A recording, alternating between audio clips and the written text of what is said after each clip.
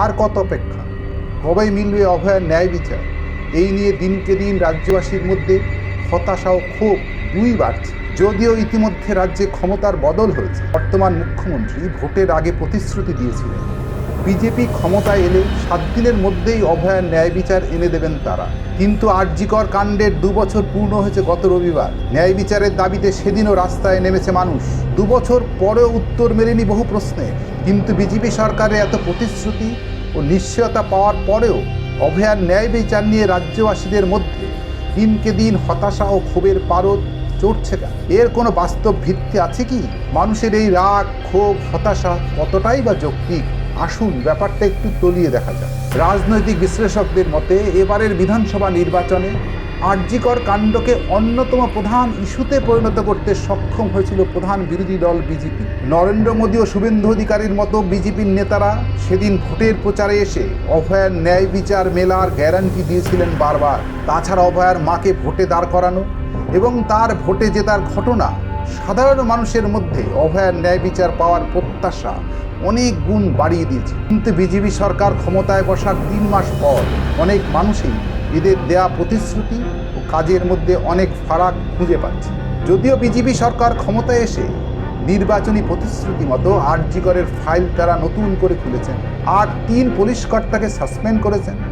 পরোক্ষভাবে আরজিকরের ঘটনার সাথে যুক্ত এবং ঘটনাস্থলে উপস্থিত চিকিৎসক অভিজ্ঞদের বিরুদ্ধে বিভাগীয় তদন্তের নির্দেশ দিয়েছে। আবার হাইকোর্টের নির্দেশে সিবিআইয়ের বিশেষ তদন্তকারী দল গঠন করে নতুন করে তদন্ত শুরু করাও হয়েছে। কিন্তু সরকারের নেওয়া এইসব পদক্ষেপগুলি নিয়েও নানা মহল থেকে নানাবিধ প্রশ্ন উঠে এসেছে। যেমন আরজিকর কাণ্ড নিয়ে প্রধান অভিযোগ ছিল মমতা সরকারের পুলিশ ওই ঘটনার তথ্য প্রমাণ লোপাট করে দিয়েছে। আর এখানেই বিরোধীরা প্রশ্ন তুলছে, মমতা সরকার পাল্টে গেলেও পুলিশ বাহিনী তো পাল্টে যায়নি।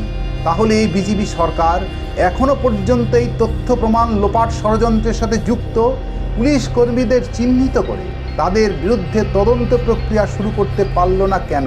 বিরোধীদের দ্বিতীয় প্রশ্ন হচ্ছে, বিজেপি সরকার ক্ষমতায় আসার পর 3 পুলিশ কর্তাকে সাসপেন্ড করার খবর পাওয়া গেলেও তাদের বিরুদ্ধে কোনো তদন্ত প্রক্রিয়া শুরু হওয়ার কোনো খবর এখনও পাওয়া গেল না কেন?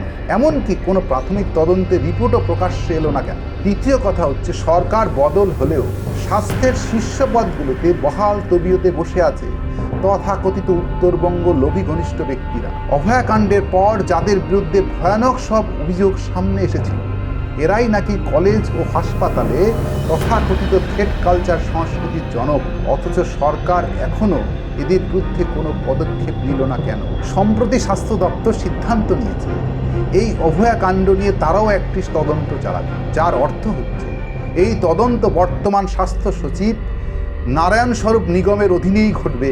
অথচ আরজিকর কাণ্ডের সময় এই স্বাস্থ্য সচিবের বিরুদ্ধে নানাবিধ অভিযোগ উঠেছিল এবং সেদিন তার পদত্যাগের দাবিতে সোচ্চার হয়েছিল আন্দোলনরত জুনিয়র ডাক্তাররাও। ফলে বিরোধীদের প্রশ্ন, স্বাস্থ্য দপ্তরে এই তদন্ত কতটা আন্তরিক আর কতটাই বা লোক দেখান?